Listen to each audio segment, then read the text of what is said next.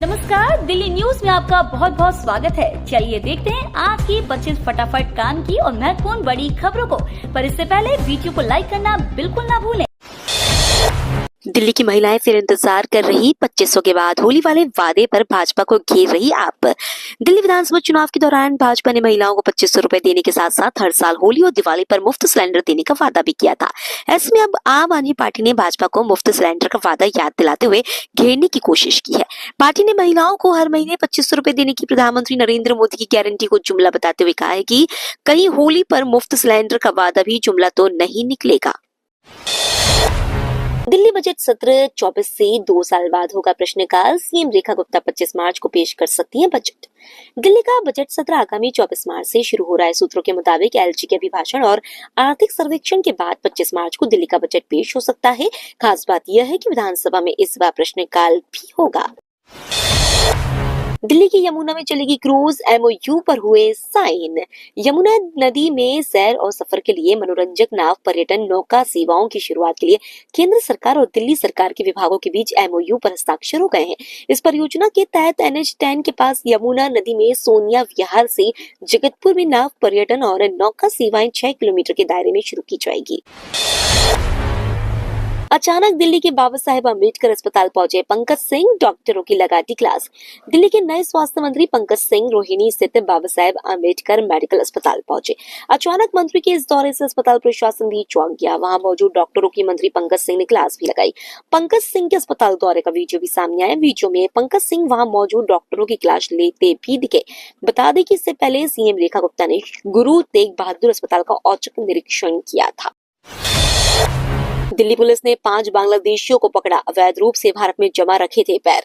Delhi police ने 5 बांग्लादेशियों को पकड़ा है। ये बांग्लादेशी दिल्ली के अलग अलग इलाकों में अवैध रूप से रह रहे थे। पुलिस ने अवैध रूप से रह रहे 2 बांग्लादेशियों को सदर बाजार इलाके से पकड़ा है। पुलिस ने बाकी 3 बांग्लादेशियों को बाहरी जिले से पकड़ा है।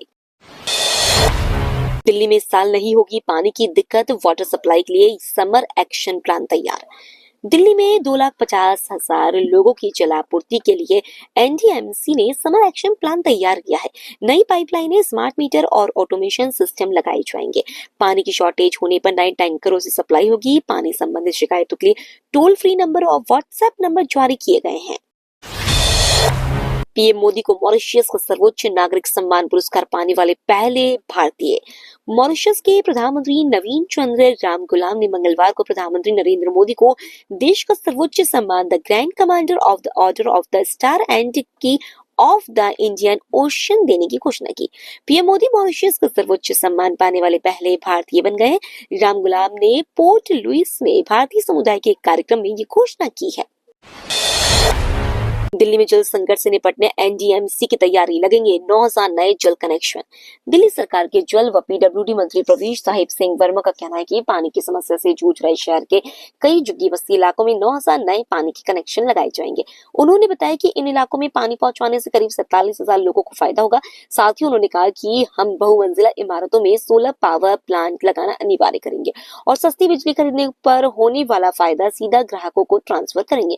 यह बात उन्होंने NDMC के सदस्य के रूप में शपथ लेने के बाद हुई बैठक की बात कही। वर्मा ने कहा कि बैठक में गर्मियों में जल संकट से निपटने व मानसून के दौरान होने वाले जल भराव की समस्या से निपटने को लेकर भी अधिकारियों को निर्देश दिए गए। होली से पहले दिल्ली पुलिस ने पकड़ी अवैध शराब बनाने की फैक्ट्री। होली से पहले दिल्ली में अवैध शराब बनाने की एक फैक्ट्री का भांडाफोड़ हुआ है। रिपोर्ट्स के मुताबिक फैक्ट्री में नकली शराब बनाई जा रही थी और भारी मात्रा में रॉ मटेरियल बरामद हुआ है। बताया जा रहा है कि होली के मौके पर दिल्ली के अलग अलग इलाकों में इस नकली शराब की सप्लाई होनी थी।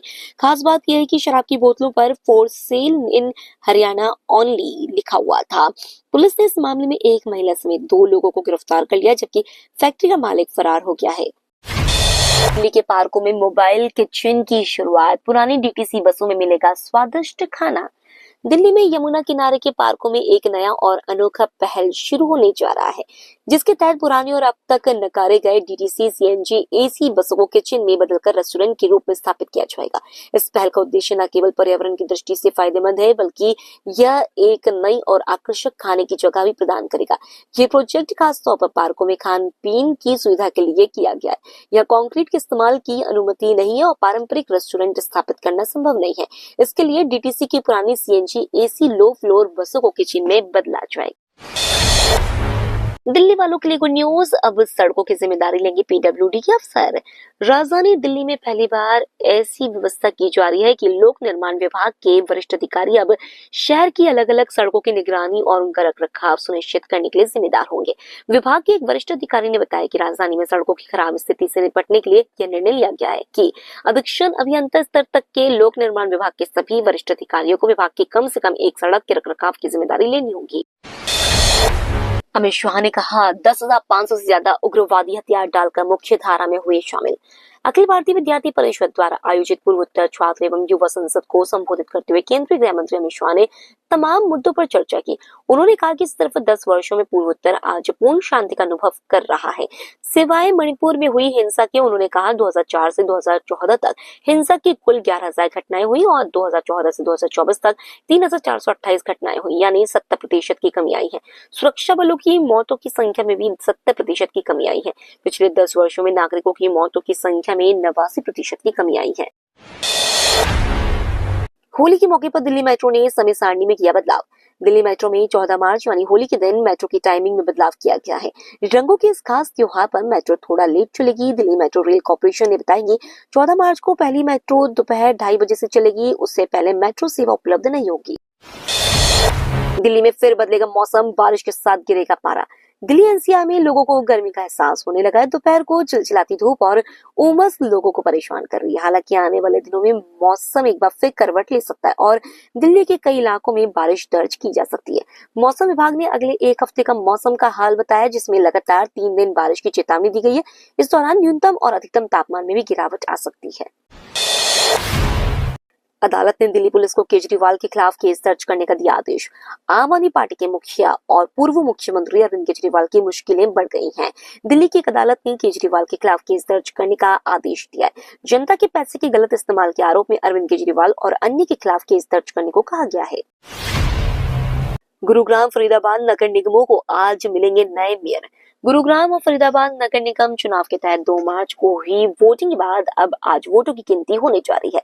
काउंटिंग सुबह 8 बजे से शुरू होगी। गुरुग्राम में वोटों की गिनती के लिए काउंटिंग सेंटर सेक्टर 14 स्थित महिला कॉलेज को बनाया गया है। वहीं फरीदाबाद में 9 काउंटिंग सेंटर बनाए गए हैं। गुरुग्राम में 45% वोटिंग हुई थी, जबकि फरीदाबाद में 40.2% वोट डाले गए थे। गाजियाबाद से फरीदाबाद तक एनसीआर में खूब गरजे बुलडोजर, कई कॉलोनियों में तोड़फोड़। गाजियाबाद से फरीदाबाद तक एनसीआर में एक बार फिर जमकर बुलडोजर गरजे। कई इलाकों में अवैध कॉलोनियों को ध्वस्त कर दिया गया। गाजियाबाद में जेडीए ने जहां अवैध कॉलोनी में तोड़फोड़ की, तो सोना में भी कई जगह पीला पंजा चला। वहीं फरीदाबाद में बदरपुर बॉर्डर से सेक्टर 37 तक डीएनडी के एमपी एक्सप्रेसवे की सर्विस रोड पर 100 से ज्यादा कब्जे हटाए गए हैं। दिल्ली से उत्तराखंड के लिए अब चलेंगी लग्जरी बसें। देश की राजधानी दिल्ली से उत्तराखंड के लिए अब लग्जरी बसों का भी संचालन होगा। देहरादून, हल्द्वानी, नैनीताल समेत कई शहरों के लिए बसों को चलाया जाएगा।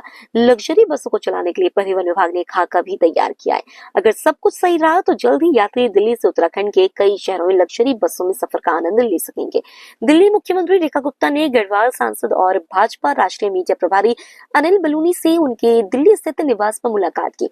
इस दौरान बलूनी ने मुख्यमंत्री से गढ़वाल के विभिन्न जिलों के लिए दिल्ली परिवहन निगम की लग्जरी बसें चलाने का आग्रह किया। डेटिंग ऐप के जरिए ठगी का खतरनाक खेल, पुलिस ने किया गैंग का भांडाफोड़। राजधानी दिल्ली की पुलिस ने ठगों के खिलाफ जारी एक्शन में एक बड़ी कामयाबी हासिल की है। दिल्ली के शादरा इलाके में पुलिस ने एक बड़े डेटिंग ऐप ठगी के रैकेट का पर्दाफाश किया। पुलिस ने आनंद विहार स्थित क्रॉस रिवर मॉल के एक बार में छापा मारकर 4 आरोपियों को गिरफ्तार किया। अब इंडिया नहीं भारत कहना है, देश के नाम पर बोले आरएसएस के सर कार्यवाह दत्तात्रेय होसवाले। राष्ट्रीय स्वयंसेवक संघ के सर कार्यवाह दत्तात्रेय होसवाले ने कहा है कि अपने देश को इंडिया नहीं भारत कहना चाहिए। नोएडा में विमर्श भारत का पुस्तक के विमोचन कार्यक्रम में सर कार्यवाह ने देश के 2 नामों भारत और इंडिया के नाम से पुकारे जाने पर सवाल उठाए। उन अंगला कहा कि देश को 2 नामों से क्यों जाना जा रहा है, इस पर प्रश्न उठाना चाहिए। दत्तात्रेय ने कहा, पिछले दिनों सरकार ने G20 सम्मेलन में राष्ट्रपति आवास पर भोज के लिए निमंत्रण में रिपब्लिक ऑफ भारत लिखा। भारत के नाम को इंडिया नहीं कहना चाहिए, वह इंग्लिश में इंडिया और भारत के वासियों के लिए भारत है। ऐसा हो सकता है दुनिया में कहीं कॉन्स्टिट्यूशन ऑफ इंडिया, भारत का संविधान, reserve bank of India, Bharat का रिजर्व बैंक, प्रश्न उठना चाहिए, इसे ठीक करना ही पड़ेगा। बांग्लादेश में आर्मी चीफ का तख्ता पलट की कोशिश। बांग्लादेश की सत्ता में तख्ता पलट के बाद अब आर्मी चीफ वकार उज़्ज़मान का तख्ता पलट की कोशिश हुई है। बांग्लादेशी सेना के शीर्ष अधिकारी लेफ्टिनेंट जनरल फैजुर रहमान ने आर्मी चीफ की जगह लेने के लिए सेना मुख्यालय में वरिष्ठ अधिकारियों की मीटिंग बुलाई। कई लोगों ने उन्हें सपोर्ट भी किया, लेकिन पर्याप्त समर्थन नहीं मिल पाया। इसके बाद लेफ्टिनेंट जनरल को बांग्लादेश की सैन्य खुफिया DGFI की निगरानी में रखा गया है। दिल्ली के आनंद विहार में आग लगने से यूपी के 3 लोग जिंदा जले। दिल्ली के आनंद विहार में दर्दनाक हादसा हो गया। यहाँ एक मजदूरों के एक टेंट में आग लग जाने से 3 लोग जिंदा जल गए। तीनों मृतक उत्तर प्रदेश के बांदा और ओरिया के रहने वाले हैं और यहाँ IGL में कैजुअल लीवर के रूप में काम कर रहे थे। वीरेंद्र सचदेवा के साथ निशिकांत दुबे ने लगाए ठुमके। दिल्ली में बीजेपी कार्यालय में मंगलवार को होली मिलन कार्यक्रम मनाया गया। कार्यक्रम में दिल्ली की CM रेखा गुप्ता भी शामिल हुई। इस दौरान पार्टी के प्रदेश अध्यक्ष वीरेंद्र सचदेवा, मंत्री मनजिंदर सिंह सिरसा समेत अन्य वरिष्ठ नेताओं भी मौजूद रहे। पार्टी नेताओं ने होली मिलन कार्यक्रम में जमकर डांस किया। डांस करने वालों में वीरेंद्र सचदेवा के अलावा पार्टी के केंद्रीय मंत्री पीयूष गोयल और बीजेपी सांसद निशिकांत दुबे भी शामिल थे। जम्मू कश्मीर के 2 संगठनों पर गृह मंत्रालय का एक्शन। UAPA के तहत लगाया बैन। केंद्र सरकार ने जम्मू कश्मीर हितादुल मुस्लिमीन और आवामी एक्शन कमेटी को UAPA के तहत गैर कानूनी घोषित किया है।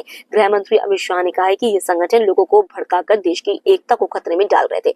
मोदी सरकार ने स्पष्ट किया है कि राष्ट्र विरोधी गतिविधियों में शामिल किसी को भी बख्शा नहीं जाएगा। IPL 2025 की तैयारी शुरू। राजस्थान रॉयल्स के खिलाड़ी पहुंचे जयपुर। IPL 2025 की शुरुआत से पहले राजस्थान रॉयल्स की टीम ने अपनी तैयारियों को रफ्तार दे दी है। मंगलवार को टीम के कुछ खिलाड़ी प्री सीजन कैंप के लिए जयपुर पहुंच चुके हैं, जहां वे आगामी सीजन के जमकर अभ्यास करेंगे। ये सभी खिलाड़ी आगामी सीजन में दमदार प्रदर्शन के लिए अपनी तैयारियों में जुट गए हैं। कोचिंग स्टाफ की देखरेख में खिलाड़ी फिटनेस और स्किल्स पर खास ध्यान दे रहे हैं। टीम का कैंप अगले कुछ हफ्तों तक चलेगा, जहाँ खिलाड़ी अपनी रणनीति और प्लानिंग को मजबूत करेंगे। ये तो थी आज की बड़ी खबरें। रोजाना ऐसी ही सबसे पहले अपडेट पाने के लिए चैनल को सब्सक्राइब करना बिल्कुल ना भूलें। धन्यवाद।